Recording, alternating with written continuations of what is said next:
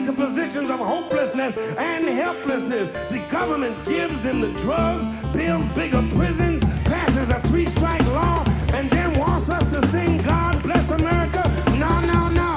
Not God Bless America. God damn America. That's in the Bible for killing innocent people. God damn America for treating us citizens as less than human.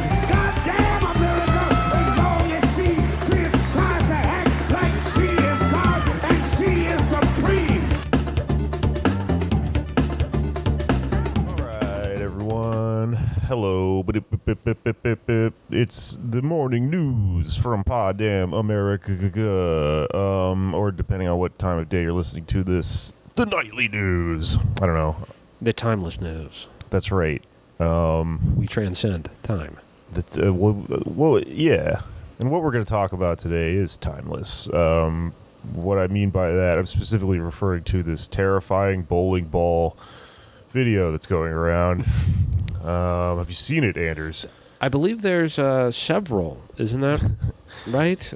Yeah. I saw the Kennedy one. Is that what you're referring to? No, the Kennedy one's really good. Yeah. There's like a subgenre, or like, I don't know what a genre. I don't know what the word for this is. I'll call it a genre. Yeah, it's a genre of memes that is going around. Well, it's been around actually for a while. This is the thing I knew about before this kind of went viral recently. Look at you. So I feel all special. But basically, you know when you're bowling at like a bowling alley that was built in like the 90s, Yep. and you make a strike or a spare, there's like a video that they clearly paid a lot of money for that's made in like some turn of the millennium graphics program where like a pin shows up and he's like dressed like a sheriff, and then he like pulls out a gun and he like shoots down all of them. Then it goes like 7-10 split or whatever.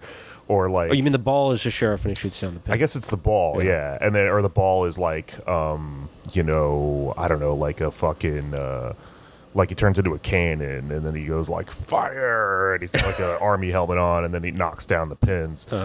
We're all familiar with this kind of CGI crappy from the past thing. If I remember correctly, I think they even did that.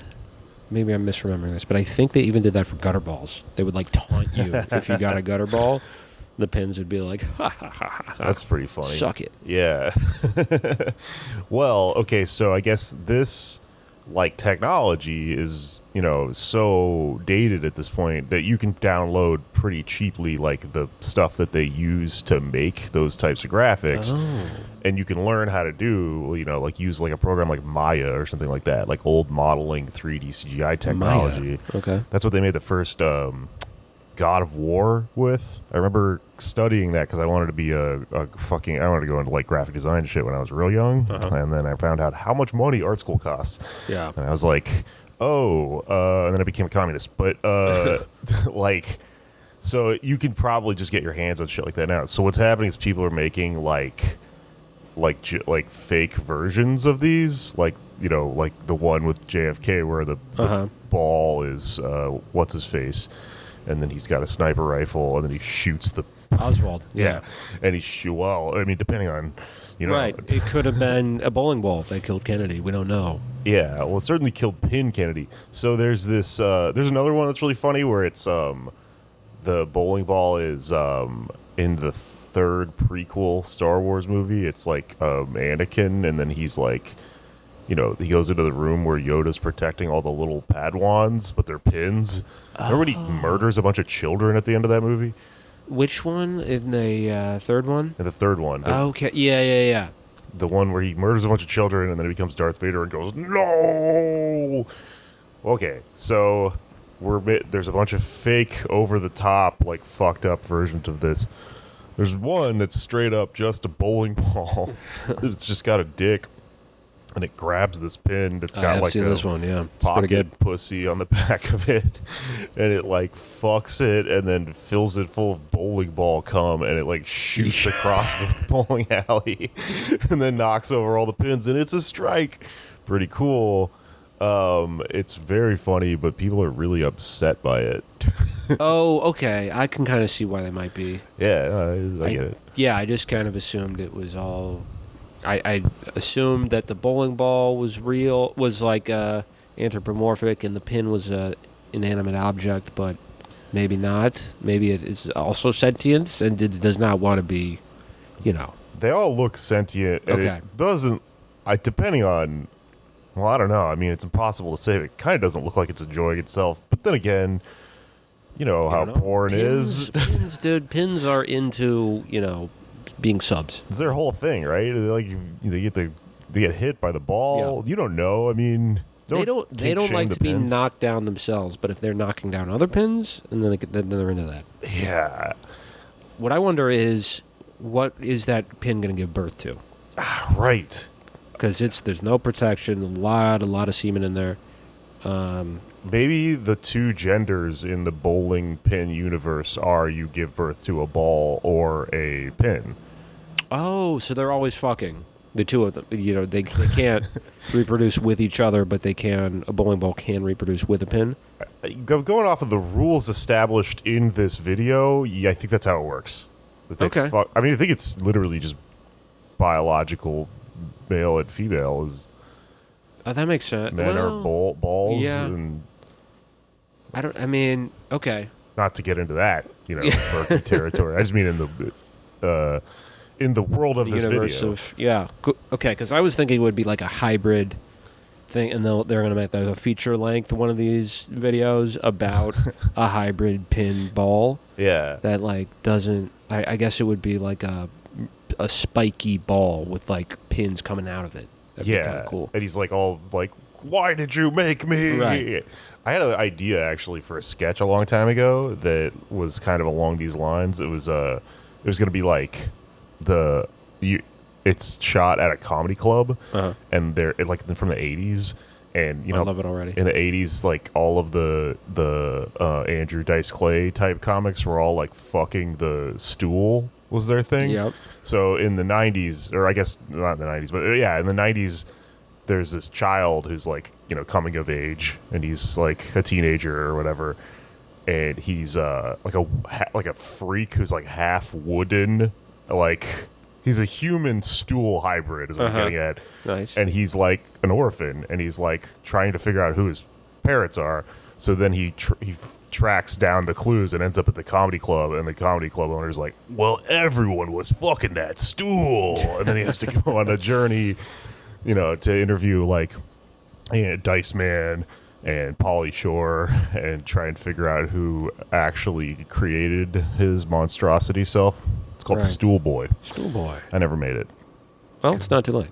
Well, I don't have. Yeah, maybe I should get the software that they make these bowling pin videos with. Yeah. How about if the bowling pin was like, how do we make this about labor? Like, Well, they always say bowling is like the working class, you know, activity. I don't know how true that. I mean, I think it was true at one point, but I don't. You know, I think it's just old people now. yeah, Well, do kids still go to bowling alleys? I host a show at a bowling alley. There you go. That's right. Yeah, yeah. People. I mean, that's in Brooklyn, but like out in the middle America, do people still go to the bowling alley? I don't know. It's a weird thing because like they're all like relics, you know, Yeah. and like they. What is bowling alone? What is that all about? That's from what I haven't read it, but my understanding of it is that the thesis is that just that Americans specifically have become like atomized over the past, you know, generation or so. That we don't partake in as much group activity and community and all that stuff. And I remember actually being sort of resistant to that because I was like, I am a loner. I still want, you know, better system, better economic system at that, but I like being alone. I love it, dude. I haven't talked Yeah. to anyone in a month. Just been hanging out here, like Right. playing Elden Ring and shit, and it's great. That's the thing. I feel like we kind of have to remember with communism, and people have different takes on this, obviously, but like, you know, just more community and like social connection and group activity stuff. That's not a good in and of itself. It's healthier, I think, overall, but people should still have the options to you know, hang out by themselves. Yeah, you know, people need alone time, I think, too. Yeah. Okay, how about this? The front pin is Jimmy Hoffa. Nice. And, Okay. how the fuck was he murdered? What's the bowling ball? Is that the mystery? I mean, he was shot. I'm pretty sure. Well, no, in the movie he's like knifed, I believe. I can't remember if he's knifed or shot. I don't even know if it shows it so long. But I've heard that his body was basically like melted into a hubcap somewhere. Into a hub. That's fucking crazy. Yeah, I don't know if that's been proven there's- or disproven. There's like tons of like urban legends and shit about it, Yeah. right? Yeah. Okay, well then that's like gutter ball. It just shows the bowling pin being melted down. Wait, no, that can't be how that the works. ball would get melted down. The ball would get melted like you're down. an insult to fucking. It's your fault. Yeah. They never show the humans, do they? Is there like a human arm tossing the ball, or does the ball just like jump? No, that would be so weird.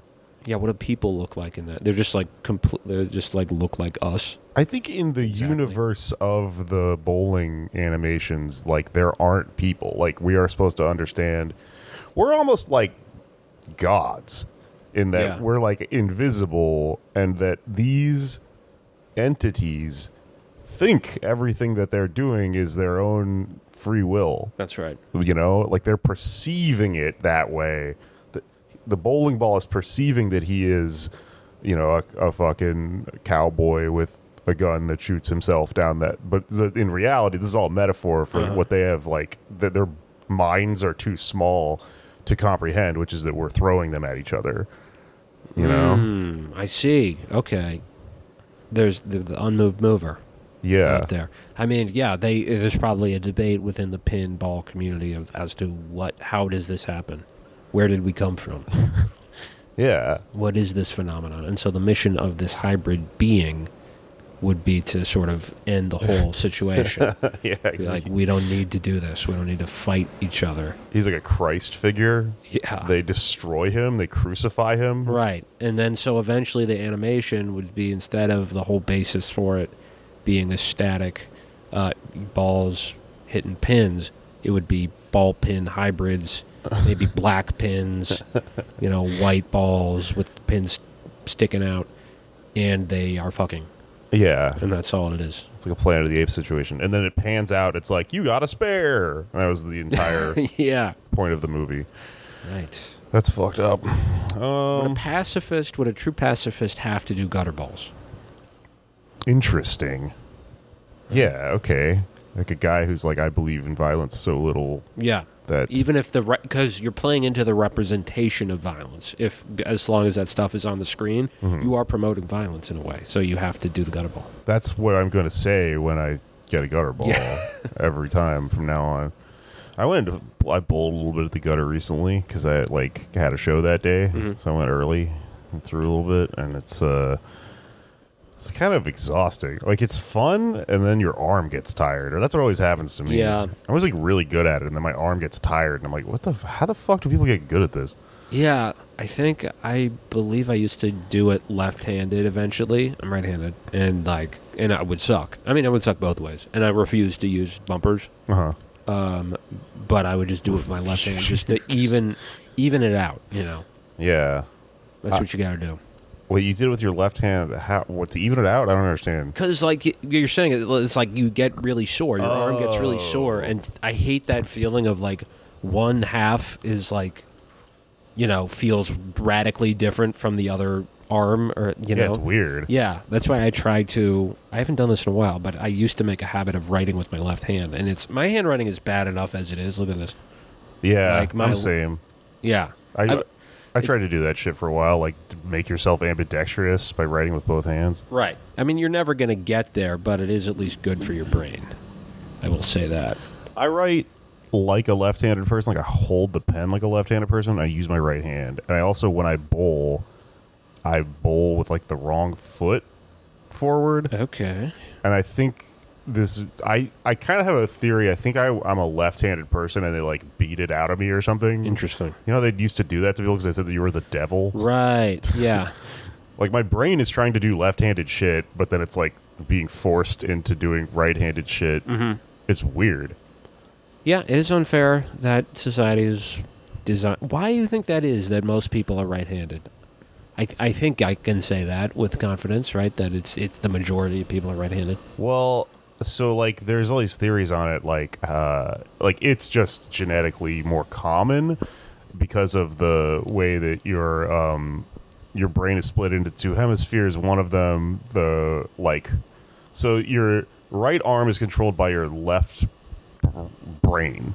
Okay. And that brain is more adept at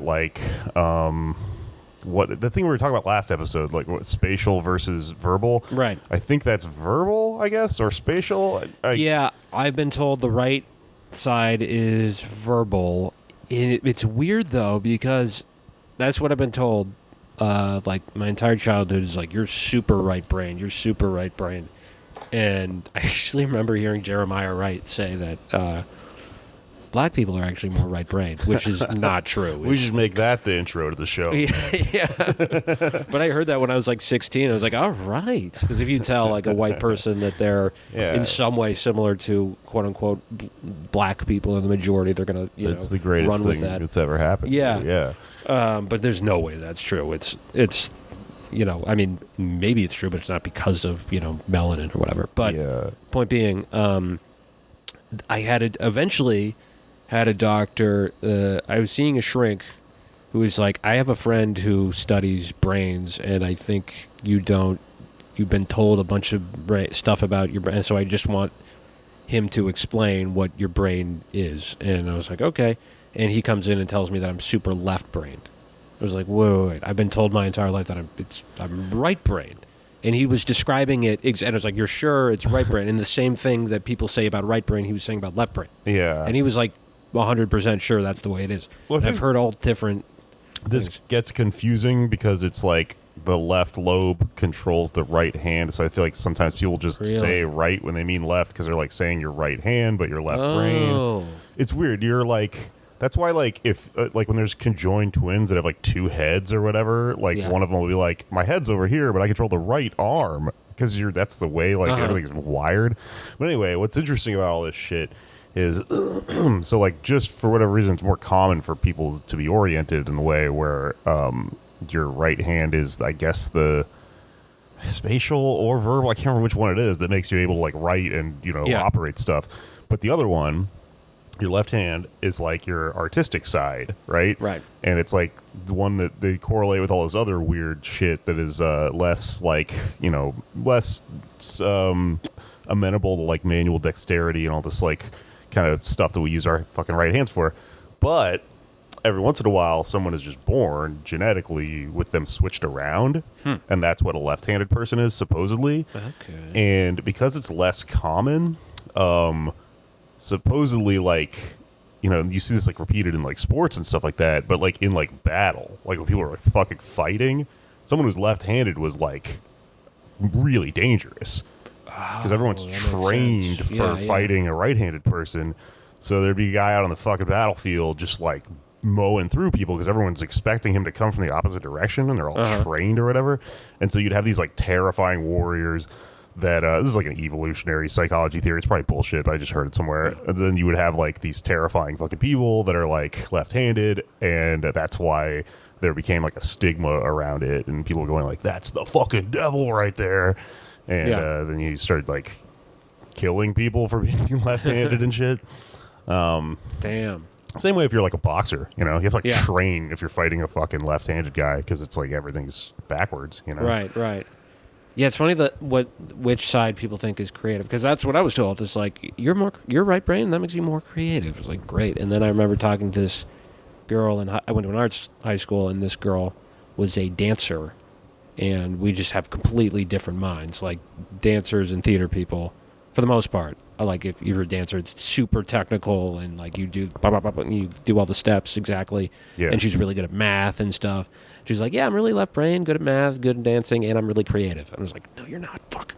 Damn it. Because it's like creativity can mean, there's all sorts of. It's such a nebulous thing that it's hard to like quantify who is creative. Like you can be left brain and creative. Yeah. You can't really be very extremely right brained, creative, and competent, which is my struggle. Most things that start off in the realm of like the field of psychology and then make their way eventually to being like nuggets of conventional wisdom Yeah. are complete bullshit. Right. It's just weird stuff that people like to say because it just, I don't know, just kind of works and makes them feel good or whatever. But like simplifying everything down to like, if you're the left-handed or right-handed, left-brained or right-brained, if that it's even a thing, you're Yeah. creative or you're a worker bee or whatever the fuck is like, it's stupid. What do you mean? There's undefinable fucking thing, creativity. It can be, that's kind of what it is in nature, Right. you know? Yeah, it's like introvert, extrovert.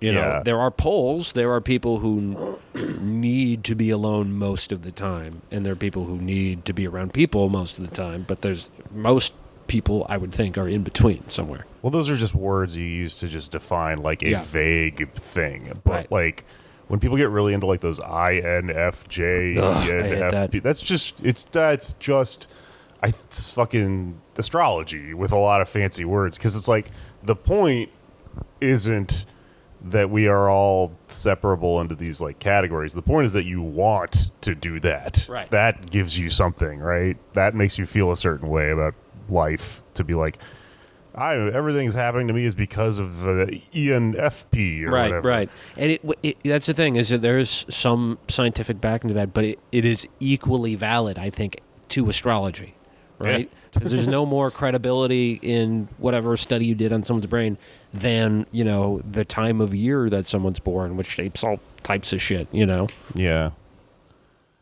Yeah. Anyway, speaking of brains, let's see.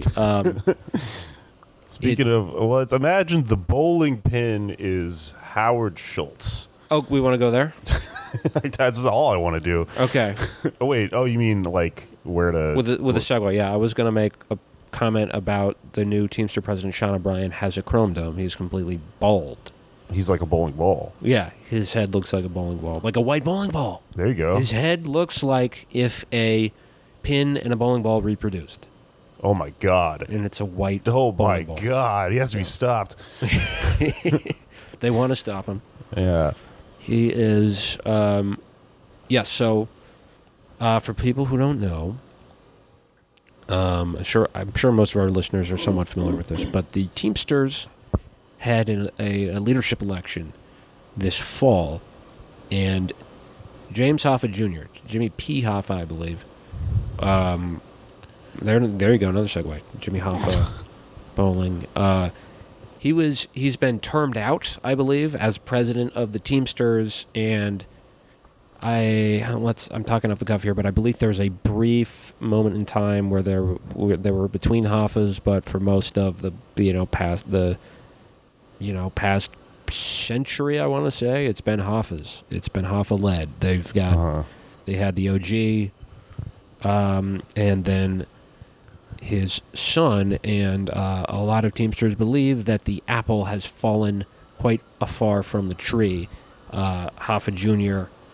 was what's called a business unionist. He cozied up to management too much in a lot of people's view, and a big thing for a lot of people, myself included, that was offensive is in 2018, UPS, which has a contract.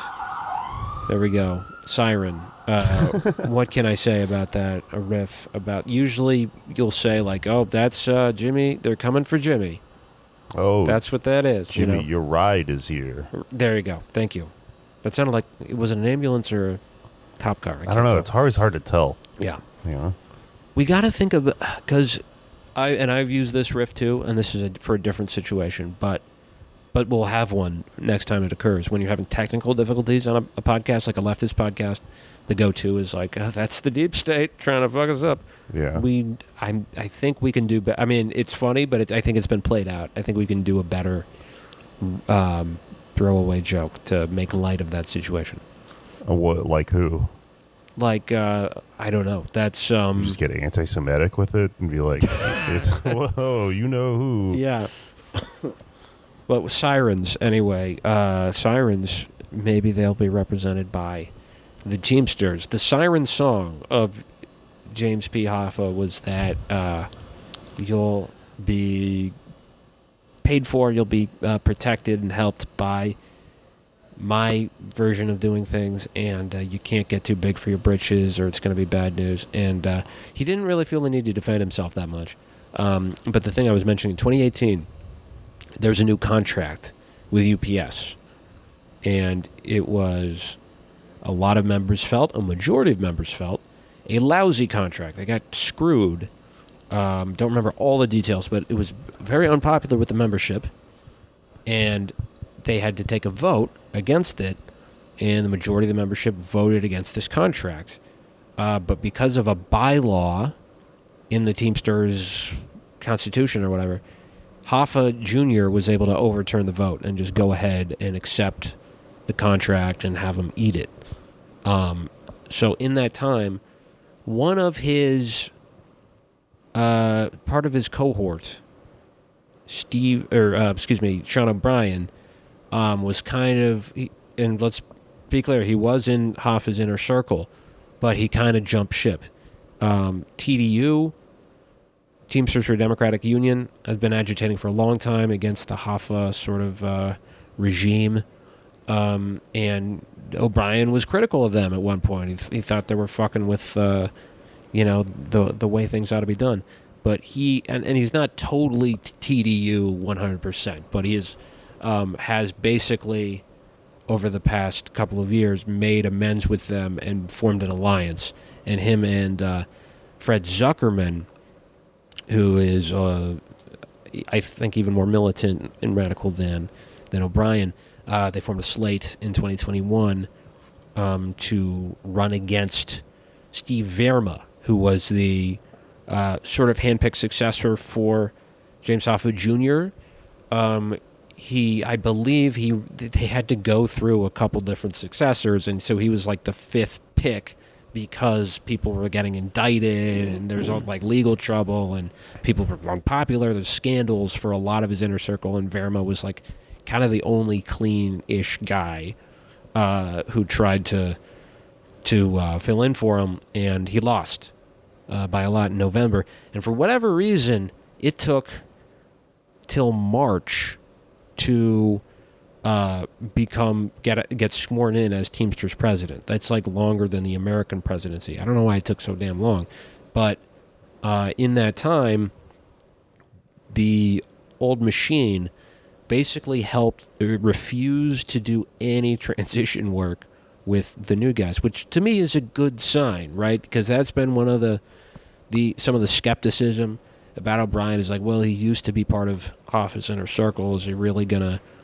be more badass? And I think the fact that there was that much bad blood shows that yes, there is going to be some change. He may not be anti-capitalist, but he's a pro-worker guy who was stonewalled. So they were supposed to like get access to the office, and they would not let them in until the day he was sworn in. They would show up and be like, yeah, this day isn't good. You can come back Tuesday when you take over, is one of the quotes. Well, we're gonna fuck you like a bowling pin, buddy.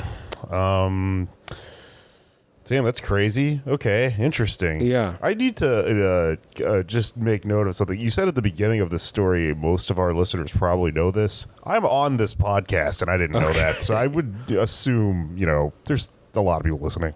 All right. But thank you for catching us up. Yeah. That all makes sense. Of course.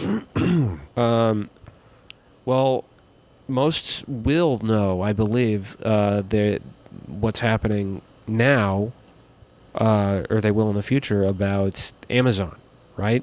Because O'Brien's proposal going forward in the election was to organize Amazon. And he said, we're going to do it the old-fashioned way.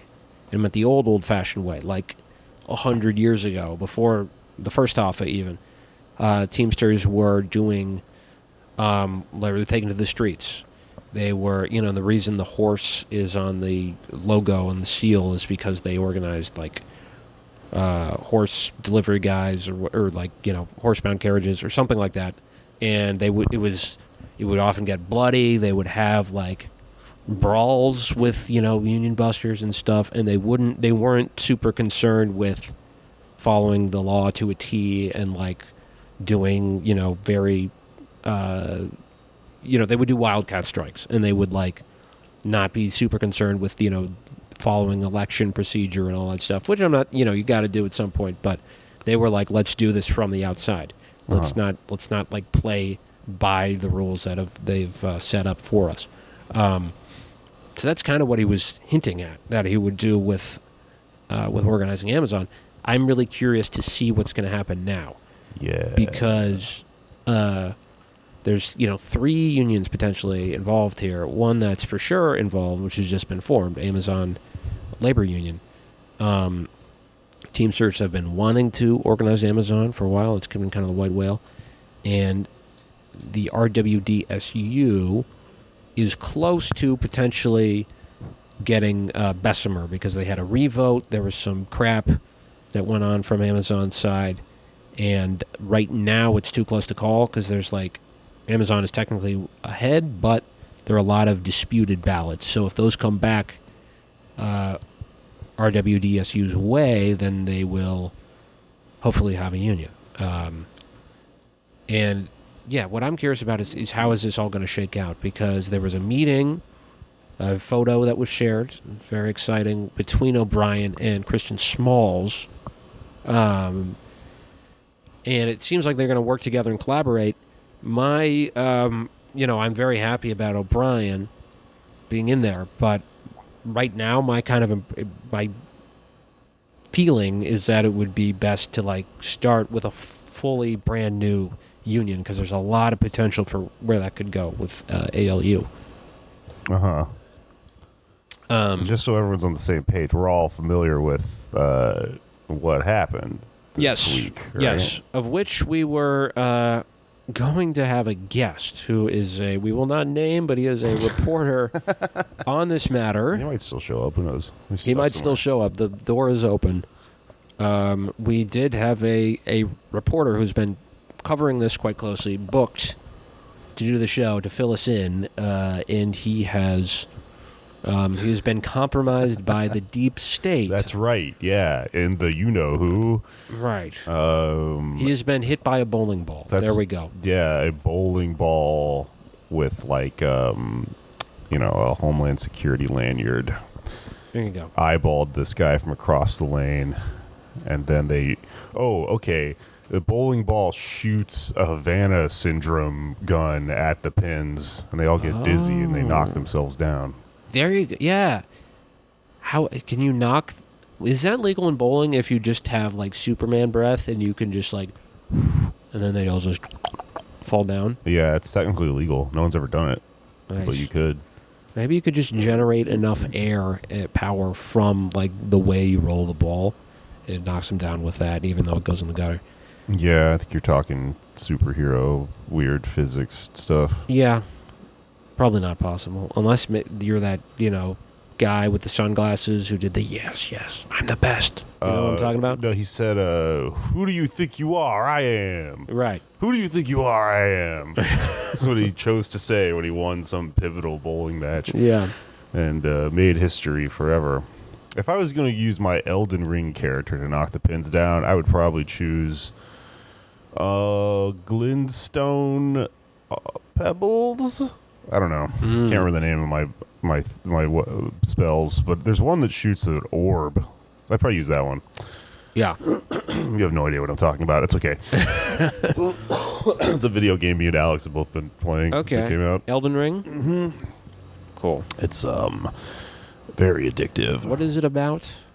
I'm not really sure what it's about. Okay. It's what's the who do you play as? Well, you sort of pick a class of character, like a fighter or a mage or whatever, and then you're just dropped into this like weird land where you're running around fighting all these huge, kind of scary medieval things. And interestingly, so these games, they don't, like, the story is not very like up front. Like, you can kind of play the whole thing without really knowing why any of the stuff is happening. Right. You just kind of catch these vague like references to like these cults and stuff like that are all warring with each other. But what's interesting is like, so in FromSoft games, you get the story by reading all the item descriptions and stuff, which is a thing traditionally people like skip when they're playing video games. And there's people that do entire podcasts on like figuring out what the story of like Dark Souls or whatever is because they read all the item descriptions. Well, for Elden Ring, they got George R.R. Martin to write the story, which is being told through those things. And in theory, that's really cool because he's a really good writer. But I still have no idea what the fuck is going on or what he put into it or what. It's kind of just gibberish. Okay. But that's encouraging to me to know that you don't have to really know how to play video games to write them. Is that the case? I probably... I don't know. With George R.R. Martin, my guess is either he's like really into gaming or he's an old man who has like no idea what the fuck it is. Hard to say. Okay. I'd love to get a job writing video games. Me too, man. Tight. Cat burglar game. Cat burglar game. That's really cool. I like that. That's a unique idea right there. Right. Like the movie Entrapment, but a video, you could honestly just make a video game out of the movie Entrapment with the lasers and the stuff. Yeah. Could you make a video game out of organizing your workplace? Say if you worked at a Starbucks? Ooh, that's a good point. Maybe they should do that, honestly. As a training, if you had a role-playing game just to train, like specifically for Starbucks workers, that they could just like learn how to do it kind of under the radar. I've got it. I figured it out. Okay, so on like Newgrounds in like the aughts when we were all growing up, there were these games called dating simulators where like... Oh, I remember those. Yeah, it's like a picture of some anime chick. Kangaroo girls. Then you're in a dialogue tree and you're like, you know, you have different options of like compliment her hair or, you know, your face looks good today or whatever, and you're trying to get her to date you. So we could make a dating simulator, but it's like actually like it's your coworker is the anime girl, and it's like, you look like you're working hard today, comrade. Don't you think we are not getting paid enough? Yeah. Wow, it's fucked up that they fired that person, you know? And then like the end of the game is that you get the union. You kill your boss. I think this is a great idea. Or you date your boss, whatever the goal is. Okay, maybe probably not that one. What if someone was a union, just became a union, it was like salting a place just so they could end up sleeping with their boss? It's probably happened. To develop the sexual tension. I mean, that's a weird way to go about it, but you know, weirder things have happened. What should we do here? Okay, so yeah, Starbucks. This guy ever That's show what up? it is. Well, yeah. So there's stuff I wanted to ask him I'm not, because what I'm not super clear on is this was, I will admit, this was a surprise. I kind of had steeled myself to expect disappointment here because, you know, I was excited as everyone was with Bessemer, and you know it's not too late for that either. But just kind of, I guess the circles I was following on Twitter at the time gave the impression that this was not going to succeed on Staten Island JFK 8. I believe that's what it's called.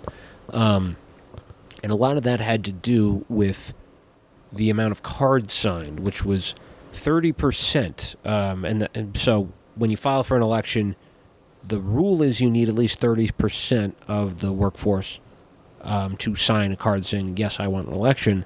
And not 100% of the time, but pretty often, the union organizer's goal is to get like 70% because it's only going to go down from there. It is the assumption you go in with. But what has been reported to me and what had been reported to me that only they got about 30% of the workforce, and then they were like, let's call the election. And I'm not totally sure if that's actually the case because as has been revealed over the past couple of weeks, they did have a strategy. They were really thoughtful about it, and they were even talking to Jane McAlevey, who's a union organizer and a great author who's written stuff like No Shortcuts about like what to do and what not to do when you're calling a union. So, 8,000 people were organized at once. A lot of people thought that was not going to happen because it's just so big.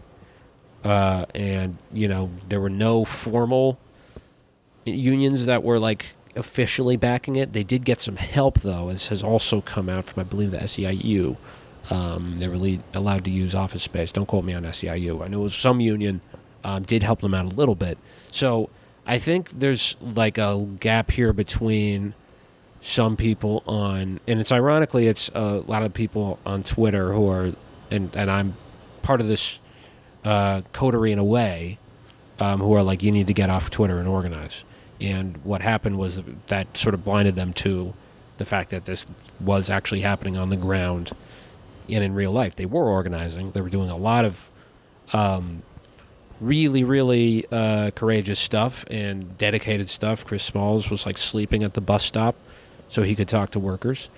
And maybe, I guess that didn't come through, or there was like some, random beefs and stuff, and it just gave some people the impression that this wasn't like a serious effort. I will be clear, I was not naysaying. I was, supportive of it the whole time. I'm supportive of anyone who wants to start a union. Do you think that's why, I'm not entirely sure what's going on here, but I saw after they won their vote, he kind of had some shit to say about AOC, like, not showing up to support.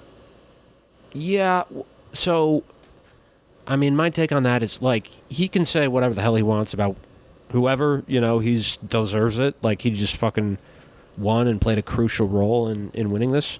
But I think a lot of the commentariat who are trying to make this about AOC and, like, a lot of Twitter accounts, there's one that I know that's literally obsessed with, like, her every move is being watched and yelled at from the ostensible left. Yeah. People who have that, like, mental brain thing going on that's crazy. Yeah. It's not about left shit or unions or anything.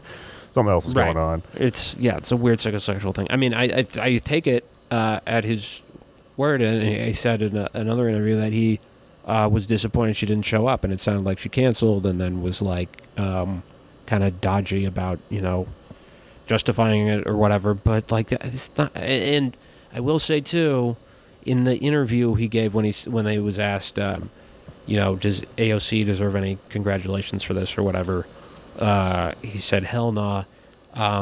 Someone pointed out, I haven't watched the video, but someone pointed out that the person interviewing him, Jordan Sheridan, who does a lot of great work, I love his stuff, was pressing him on that. Yeah. Trying to get it out of him. That was the answer, like, the third time Right. they pressed him or something. Yeah. But, like, the first time he was just, like, no comment or something, right? Right. And it's like, if you're trying to make this about AOC from either direction, if, people, I take it there are probably some people who are like, this is because of AOC and the AOC generation or whatever. I think you've lost the plot if you're making it all about this one figure, Yeah, I think it's like a minute detail that just got like way too much attention given to because she's a celebrity or whatever. But I don't give a shit about any of that. I was just curious if she didn't show up to the thing, then that he's talking about because there was just a perception somehow that you're describing of like this not having been a legitimate organization effort. Right. Yeah, and I think there are a lot of factors there. I think the fact that it was 8,000 people and from a brand new union, that felt like a long shot, and it worked. And I think a lot of the reason it did work is because it was totally worker-led. They didn't have outside organizers coming in and like passing out lit at the gates. It was all done by either current workers or Christian Small, who was a former worker who got 86th with the help of Jay Carney, who has not tweeted since right before this election, which is just hilarious. That's pretty funny. I saw that. Jay Carney worked for Obama, right? Yeah, he was his press secretary. And now he's the fucking Amazon press secretary. That is just insane. Right. I think he has to go. I think he has to get fired because he said 2 years ago, this is at the start of the pandemic, Amazon was not treating their workers well. Christian Smalls led a walkout and got fired for violating COVID protocols. And then Jay Carney says in an internal email that gets leaked, this guy's not, I believe, smart or articulate, which I think definitely had some sort of racial undertones or overtones. Yeah, that's a coded word, right? Yeah. So I think he got to go, and especially because this thing lost. If you're from Amazon's side, I think they got to axe him, or maybe he'll resign on his own. I don't know. It's just like embarrassing to think like in the Obama years, it was like, and up until now,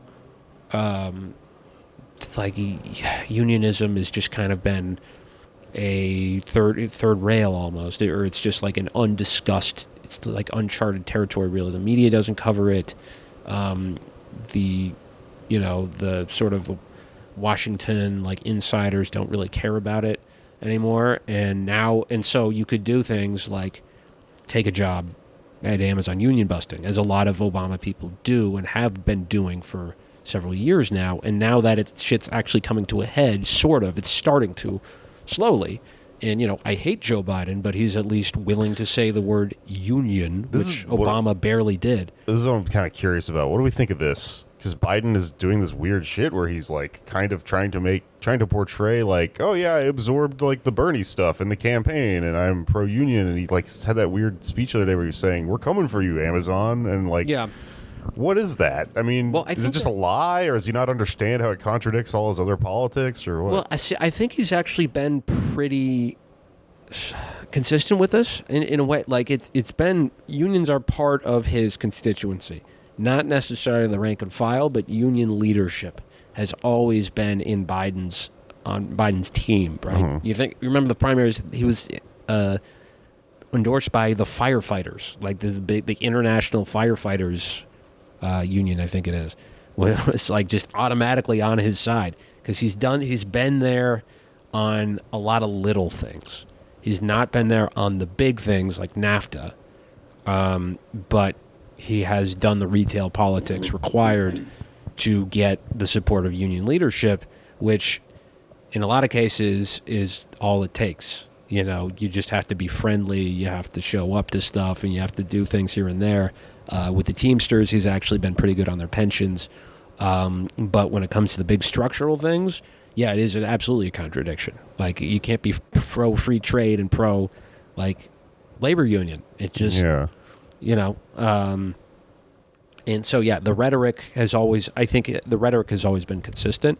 It's just his policies have been, bad. But unlike Obama, he did have, like, a pre-existing relationship with American labor that Obama it was like a foreign concept to him. And that's why he didn't even mention the word card check, which was a campaign promise he made. He said, Obama did in 2008, I'm going to show up at the picket line when people are striking. That was all just bullshit, right? Yeah. Biden, it's hard to tell I don't think it really matters ultimately, but it's hard to tell if he really wants to pass the PRO Act or if he's just sort of posturing, or if like the structural constraints are such that we can't pass it, which may be the case. But yeah, so I think the hope though is in more of these workplaces, right? There's one coming up there's another one on Staten Island. What is the name? LDJ5. So it'll be really interesting to see if they go ALU. And like I was saying earlier, I really do hope this is my impression now, I really hope that it is ALU that starts to spread and gets more Amazon facilities.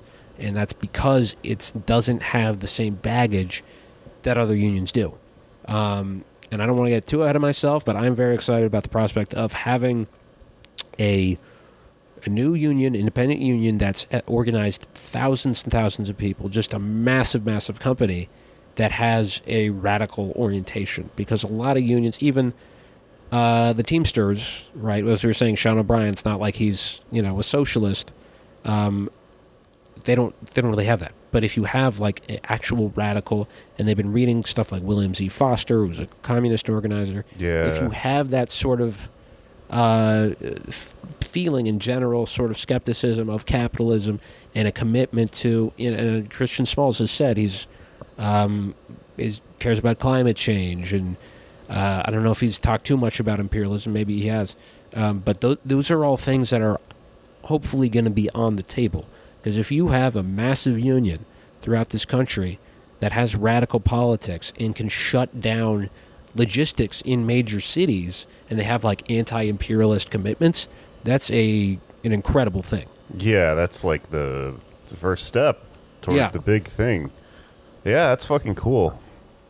That guy's fucking cool, man. I'm glad he's at the helm of this, you know? Yeah. Because it could be some wishy-washy fucking person who immediately throws it all away.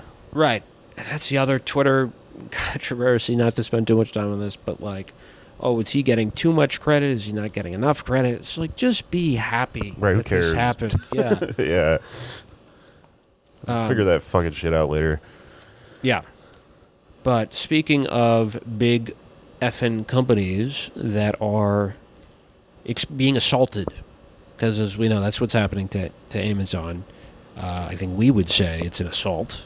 I don't dispute that. It's a good assault. It's a good assault. Cool assault. Right. It's a bit of an odd thing to say, though, for a CEO such as Mr. Howard Schultz. Howard. Remember him from the videos that, what's his face would make? Conor O'Malley? Oh, right. Howard. Oh, man. What a God. So many years ago. God, I miss being young. Well, moving on. Yeah, so he is this. I didn't realize this until I was reading up on it, but he is the CEO again because, of course, he was like the founder of Starbucks, served as CEO for a long time, and then stepped down to be a fucking, weirdo, like rich billionaire psycho freak, like a Bill Gates style dude. Yeah. But he reappointed himself as CEO specifically because of unionization. Was there another CEO when he did that? I think so. You just box him out and just go, fuck you, I'm back? Yeah. Let me see. I mean, he basically runs the show. It was kind of like a Putin thing where he stepped down for a little bit and let Zelensky, not Zelensky, God, Medvedev. Do you think, is this what fucking Elon is doing? Or, wait, no, not Elon. I can't remember what him or Bezos, are like not the fucking actual titular job anymore, but they are. Right. Yeah, I think the same thing is going on with Bezos, but we don't hear about the actual CEO. Yeah, I have to look up now who was the interim CEO between Schultz terms. CEO Kevin Johnson. Okay. Never heard of him. Yeah. Yeah, so he's back, and he is hitting the road, traveling around to Starbucks shops and doing listening sessions where he tells the workers how grateful they should be for working at Starbucks. There was an amazing video a few months ago. I'm so excited. He was in Buffalo because this was like the first shot across the bow, right? Was the Buffalo store. It was like, Starbucks might have a union? That's crazy. And keep in mind, very exciting what's happening, still a tiny fraction of total Starbucks stores. But the hope is that it's going to spread and be unstoppable. But before anyone's unionized, he shows up in Buffalo, does a mandatory meeting, and says that he has gone to Israel, tells this little story about how he was talking to a Holocaust survivor in Israel who told Howard about being on the trains to the camps. And then what happened? And when they got to the camp, people were given a blanket for every 6 people. So one person would get a blanket, and it was their choice if they could share it with like 6 other people. And what did he use this as a metaphor for? What we've done at Starbucks, of course. That is insanely fucked up. Yeah. So he gave a speech comparing the unionization effort to the him giving like people an Arizona Holocaust. State University degree that I think you can only get if you're full time or some shit. To like people sharing a blanket in the Holocaust. He's like, not everyone did it, but most people did. They shared it with 6 other people, which is pretty incredible. So he's kind of digging his own grave in a way. And this thing with the assault, he even said, he was like, there's companies under assault with the threat of unionization. And before he said that, like, I have been coached. He blurted that out.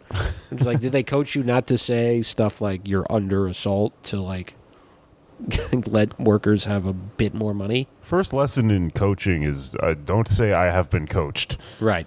You're trying to come off natural. Yeah. Yeah, so he's just on this crazy thing where he's just extremely upset about the Starbucks union thing and is giving speeches talking about the Holocaust and calling it an assault. Right. And because I think this like hurts him to his core because he really does view what he does as like building a little mini society of people who are grateful to their benevolent dictator. I've read about this before and like the weird Holocaust speech he gave and shit, and like I think he believes it. Yeah. You know, like absolutely. I don't think this is. I mean, it's weird because he's saying stuff like I have been coached or whatever, but like I don't think that he like sees it quite in like a Mr. Burnsy way. Mm-hmm. Like I think this is the true evil of capitalism, is that like he himself is drinking the Kool-Aid, you know? Yeah.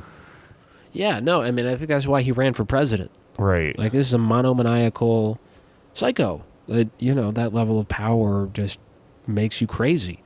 And he hasn't had to deal with this since the 80s. There were a couple Starbucks stores that were, and Starbucks is a much smaller chain.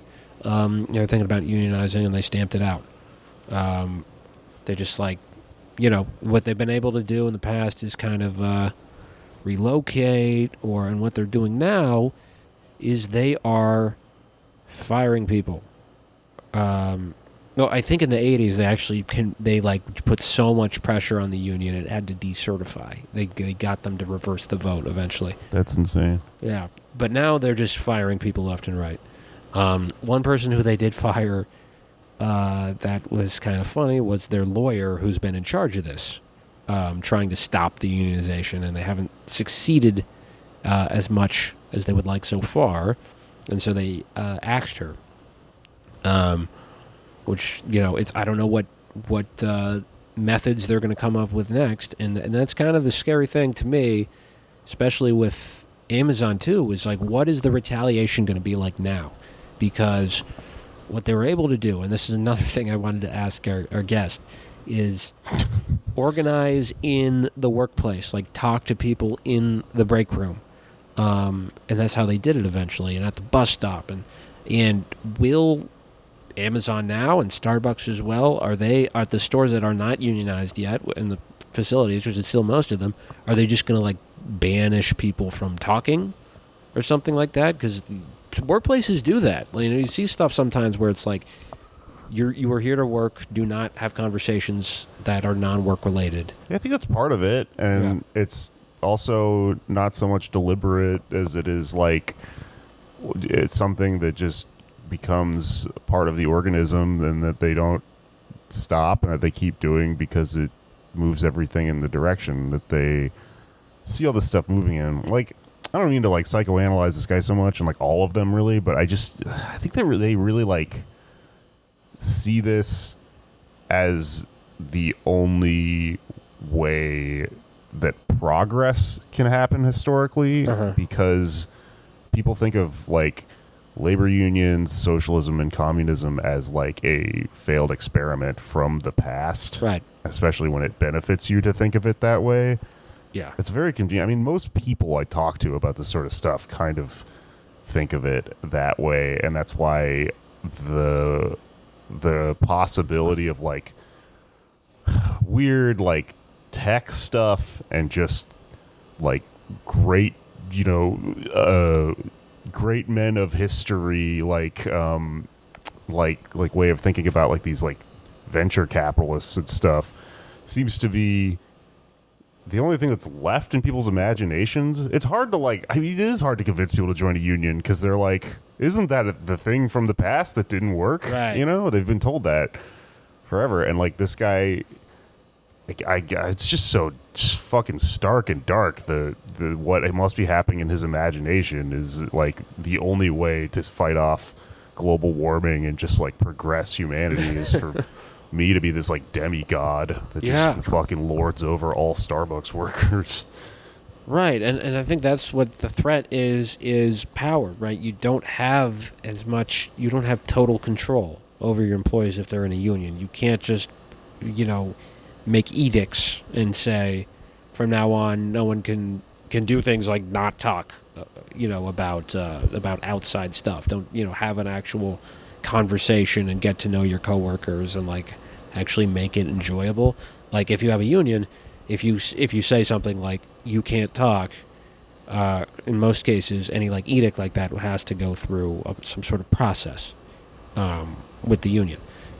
And that's what is happening now with they use a lot of these rules that they have, some of which are extremely onerous, to justify firing union organizers, which is happening with Starbucks. Layla Dalton is a young woman in Arizona who I found this out recently. Actually, the daughter of Jelly Roll Dalton, who was a Ravens defensive tackle. Whoa, Jelly Roll. Yeah. Super Bowl champion. So she has been very publicly promoting the union, and she's been unafraid to raise issues with her workplace, and has recorded, because Arizona, very important to know if you are in Arizona, it's also true of New York State. They're one-party consent states. And what is that? That's not a bowling ball reference. That means if you're recording somebody, you don't have to tell them, and you can use the recording for whatever you want. Yeah, you can do it in New York, too. Yeah, which is, I don't know if that's a good law necessarily, but it is the law, and you can get away with it if you're a labor organizer. Go ahead. Even if you're not a labor organizer. If you're having a conversation with your boss and they're bringing up ridiculous stuff, record it. Yeah, you're allowed to. Yeah. So that's what she did in several instances. And one, she was told, you've been wearing your AirPods on the job, which is just a fucking stupid rule. I used to get in trouble for this at my restaurant jobs. When you're opening up, you're literally just like taking chairs down and, wiping stuff off. It makes it so much better to just have a podcast on, Yeah. So it feels like you're not working as much. You are working hard, but you're listening to something to make it a little more enjoyable. And it's a control thing. They just make it so you can't wear them. There's probably some justification, like what if someone has to talk to you about something? Well, you can still hear people with the podcast, and it's not that big of a problem. You just tap them and pause and then talk to them. Yeah. It's not about that. It's about the fucking control. That used to drive me so fucking crazy when I was working, because like honestly, legitimately, like I fucking hate working, but if you're able to like do something with your fucking brain while you're doing it, it really makes it like kind of more of just like going to the gym or some shit. Deliveries, doing bike deliveries. You get to knock out audiobooks or podcasts. It makes it so you're not a total, and that's what they want, is people to be total automatons. You can't even at some workplaces talk to people about their lives. It's insane. Yeah. But as she pointed out, she was reprimanded once for it, stopped doing it. Several of her coworkers who were Caucasian have kept doing it and not gotten in any trouble at all. So this is like clearly a retaliation situation. And they ended up firing her like an hour after Howard Schultz gave his little town hall speech. And I know that, I don't know, but I have a very big hunch that he personally instructed them to find a reason to 86 her. Yeah. Man, what a fucking freak. Yeah. Why doesn't he just go back to not having a job? That's what I would do. Yeah, just live off. You really only need 1 billion. Not even that, right? Yeah. To just be have everything you would possibly desire. That's the thing, man. It's not about that with these fucking people. It's like, it's actually ideological. Yeah. It's so fucking stupid. Yeah, but I think this could end up backfiring. Hopefully it will. That she will, like Christian Smalls, become even more dedicated as an organizer. And, her coworkers will see what happened, and they will retaliate in their own right by forming a union, hopefully. But it's just great. Like, there was one other thing she recorded where they got this, and apparently these people make pretty good money. I don't know if this guy in particular, but she just got a random call from someone who works for Starbucks, like corporate or whatever, and he's like asking her all these questions, and he sounds like, like an NPR host, and he's like, have you ever like made a joke about someone else being racist when you knew they weren't actually being racist? Have you ever done that? And she's like, I don't understand the question. He's like, okay, that's fine. What the fuck does that mean? Yeah. But yeah, I think that this has a lot of potential. I mean, if we could get Starbucks and Amazon, and like I don't know about traditional left, but one of the, at least when I was sort of first getting politicized, it was sort of in the zeitgeist of no logo, right? We're against brands, we're against corporatization and all that stuff. And chains are bad. They're bad for your mental health. They're bad for society. And that's, I'm not necessarily going to argue with that in theory, but what they also do is, and this is a double-edged sword too, but they do make organizing in many ways easier. Because you have a whole network of people who are doing the same exact job, and you can communicate and share information and share tactics, things that work, don't work. That's true. Also, you're going up against a more faceless Right. boss than like a mom and pop. Right. Like, we're going to take over the fucking corner store type situation. That is one side of the sword. The other side of the sword is that arguably they have like unlimited resources to crush the union. But like a lot of, smaller businesses do that too. Like No Evil Foods in North Carolina hired, they invested a lot in union busting. Like, it's not only chains that do that. Yeah. They do probably have more resources, but you have like, and so many more workers at these chains that, it can, it does have to happen store by store, but I think it's going to increase. Let's see. I think that's a really interesting point in that, like, a lot of the stuff that they use to organize you in a negative way can just be turned around into organizing in a positive way, You're wearing these uniforms that are dehumanizing. Well, suddenly you're wearing uniforms and you're part of a fucking little army of people, Yeah. It feels like a certain way. Right. And it's kind of, at first it was like kind of surreal to see, like, now I've just become accustomed to it, but seeing the Amazon logo and the Starbucks logo sort of like morphed into a union for those.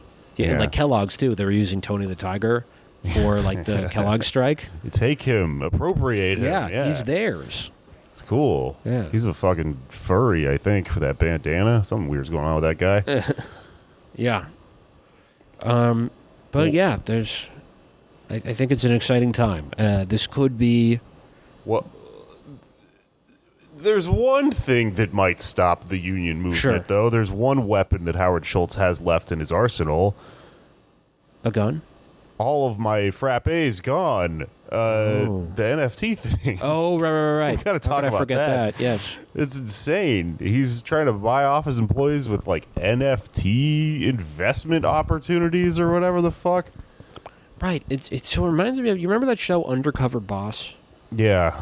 They would get like a CEO of a company who would come in and work with, the employees at the lower ranking employees and find out what it's like to work there, decide who's hot, who's not, what can we do different, and basically ends up, we need to fire this person. This is usually how most of them end, but sometimes they would find like a diamond in the rough, some really great employee. And I remember one was like a guy who his job was to like empty porta potties, but he was like had a sense of humor about it, and so in exchange for his great work, when it was revealed that this guy's the undercover boss, he was like, "I'm gonna put you on a tour of all of our facilities, and you can teach people how charming you are and how to have fun." It's like, what about money? What about just giving him money so he no longer has to do the job? Like, I mean, maybe I missed this, but I'm pretty sure he didn't like offer him any like financial benefit, any like better health care, pension, or anything like that. It was like, you just get more recognition. Yeah. Like, that's the answer is pretty but because it's CEOs who are signing on to do the show, they can't produce anything that would actually like challenge the structure of their companies, even to a minor extent. Like, you should pay your workers more. But yeah, so one of these gimmicks is NFTs, which Howard Schultz is now giving to his employees. Oh man, it's so funny. Just a board, like the ape, but he's wearing the Starbucks apron. This could be yours instead of. Don't join the union. How about this? Right. So he says in one of his town halls, if you look at the companies, the brands, the celebrities, the influencers that are trying to create a digital NFT platform in business, I can't find one of them that has the treasure trove of assets that Starbucks has, from collectibles to the entire heritage of the company. The fuck is he even talking about? Collectibles? I think he's talking about like getting a cranium or like a Nora Jones CD. The mug? Yeah, nobody. I mean, that's the only thing I could possibly think of in terms of like Starbucks merch is like John Mayer CD. Nobody even listens to CDs anymore. Right. I mean, the pathetic thing about it is this is like not even something that's happened. It's like it's gonna happen down the road. He didn't say when it's gonna happen.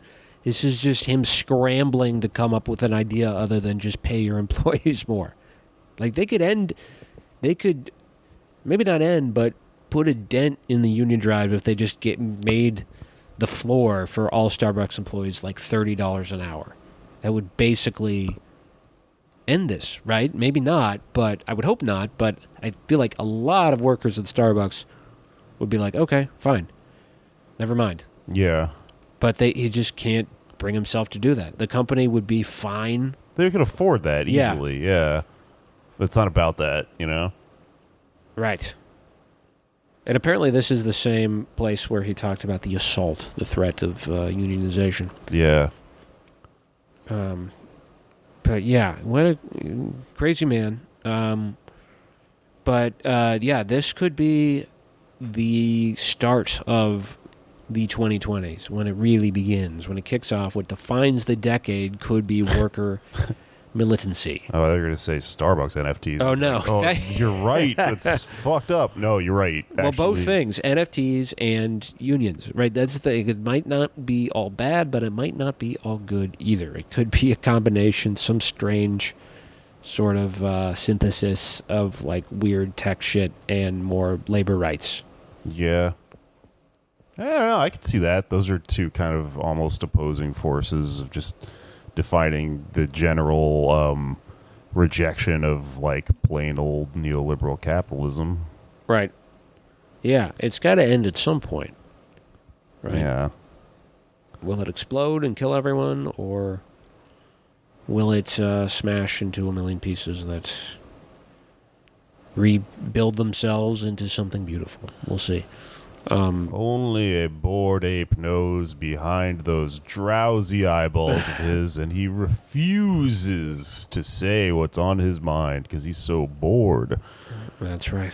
Because he's a billionaire or billionaire. I think all those apes are supposed to be billionaires, if I remember correctly. That's why they have a yacht club. That makes sense. Yeah. But yeah, to kind of put a button on this, I think like there's one thing I am fairly confident of. A lot of our listeners are probably unemployed or partially employed, and looking for work. And I don't know how explicit I should get here, but you should join the labor movement. There are a lot of opportunities right now for getting involved. Obviously, you can donate to stuff like Amazon Labor Union. But there is, and to be clear, this is one of the mistakes too. I think that, or sort of that like groupthink I was talking about earlier. I think DSA was afflicted with that a bit, and some of that is because of capacity, because we have been very focused on Starbucks, but some of it may have been just oh, well, that doesn't look like it's going to happen. We should spend our time elsewhere. But I think going forward there will be, I know there will be solidarity with Amazon Labor Union, and there's definitely already a lot of stuff going on with Starbucks and other industries. So there are a ton of ways to get involved, especially with Starbucks. There's some organizing opportunities. I will just say that much, that you can get involved in, and we will link to that. And there is if you listen to this before Sunday, there is an event for the DS, Democratic Socialist Labor Committee, that we would recommend everyone go to, about the rank and file strategy, which is another something that deserves its whole own episode, and there's a lot of different perspectives there that have been sort of in dialogue and figuring out what the best strategy is. And I'm an all of the above guy on this. I think we can get people into pre-existing unions and make them more militant. We can get people to form new unions and unionize new shops. I think we can do all. I think we need to do all of it. So we need to support the labor movement. We need to be the labor movement, be a part of it. And I think the way to do that is through getting involved. So we will link to these two things, and this is not the beginning and end of the things you can do, but these are two really good places to start. Solidarity is brewing for Starbucks, and Unions in You, which is the event happening Sunday, April 10th at 7 p.m. Eastern Time. So be on the lookout for that, and we'll post links in the show notes for how to get involved. I love it. Yeah. That's cool. That's an optimistic thing to end on. Yeah. I think this Organize could be that shit. This could be big. This could be huge for us. Yeah. We're getting back into the workforce. Maybe we'll organize our various rackets that we do to fund our lives. Yeah. Oh, all right. Well, I don't think the guest is ever coming, but we did it anyway. We did it without him. That's kind of a metaphor for the Amazon workers not waiting for the established unions to come along. That's the bad metaphor. Never It's mind. just like the Holocaust. I agree. Let's do some plugs and get out of here. You got anything besides the labor stuff? Just that stuff for today. That and, Amazon Labor Union, you can also volunteer directly with them. And we'll link to that. My show, Meat Space, in New York City is still happening on the 19th of April and the 17th of May. While I'm on tour, you should go see it. I've got cool friends that are going to be doing it. But I'll be on tour. So if you're in Texas, I have this thing that really annoys me as a Texan where when any comedian from the North is doing shows in Texas, they make a flyer and it's like them wearing a cowboy hat and then holding a microphone or riding a bull or something.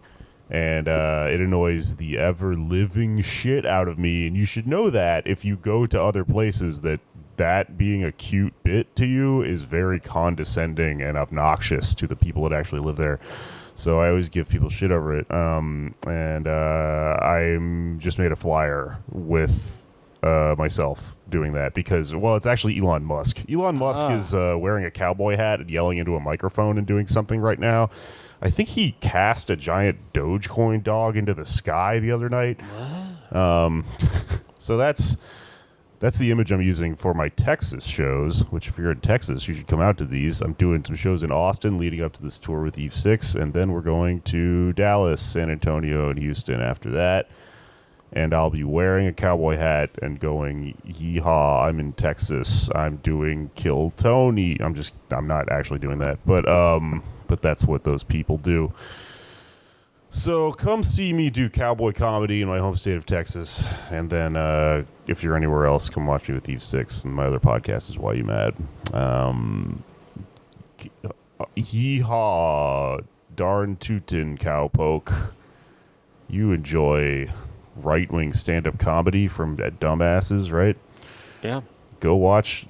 I'm headlining the Creek of the Cave at Moon Tower. I'm on Moon Tower. Organize Moon Tower. Organize the Creek in the Cave. That'd be cool. Yeah. To throw over those motherfuckers. Organize Moon Tower, too. God. You know what? Honestly, I'm not even joking. I've known a lot of people who've worked for, like, comedy festivals and shit, and they don't even pay some of these fucking people. They just give you, like, drink tickets and fucking access to shows. Yep. Yeah, fuck all that shit. All right. That's it. It's finished. It's finished.